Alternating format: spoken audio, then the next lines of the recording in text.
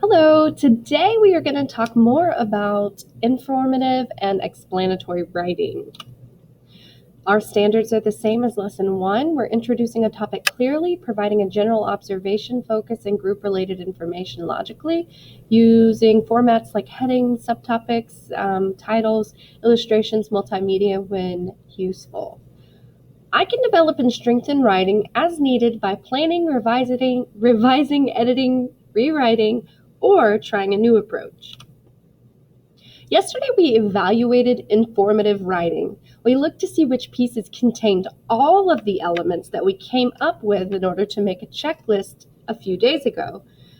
We knew which elements to look for because we used our checklist. But today, we're going to start planning to write our own informative piece.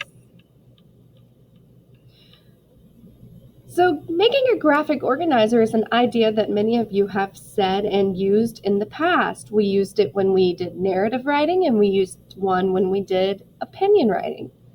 When we write text that's going to be shared with an audience, it's important that you take time to plan. Otherwise, you may end up with a bunch of unclear thoughts and words that are not complete sentences and things that are jumbled up, and it may not be executed the way that you hoped for. But if you make a plan and stick to your plan, then your writing has structure and it flows better for the reader. A plan makes sure we don't forget any of the important things that we want to say, and it helps us put our ideas in an order that makes sense.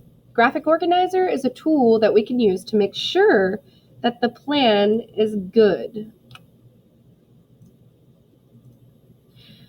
Pause the video and copy the graphic organizer that you see on the left. This is similar to the other graphic organizers that you've created, but it's different because for an informative piece, we're going to have subtopics and a conclusion and an introduction.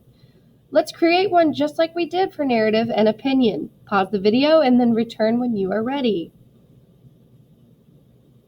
Remember that you are not filling in topics right now and you're not coming up with facts and definitions right now. This is simply a guide for you to use when you plan as you begin writing with informative writing. Think back to the piece that we read last week about Rivka. The author chose to describe the character by telling us that she was determined, and she used her determination to help her get through several difficult experiences in order to make it to America. This week, you're going to choose one of the characters that we've read about in our books, Matthew Henson, Salamanca, and you're going to use examples from those texts to support your description. First, you'll need to decide which character you're going to write about. And then you need to choose an adjective that describes that character.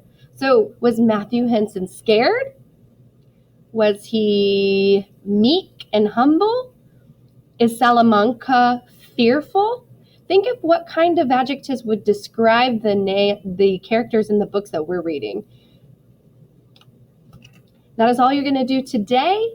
Once you've made that list and once you've chosen the character, then you are finished.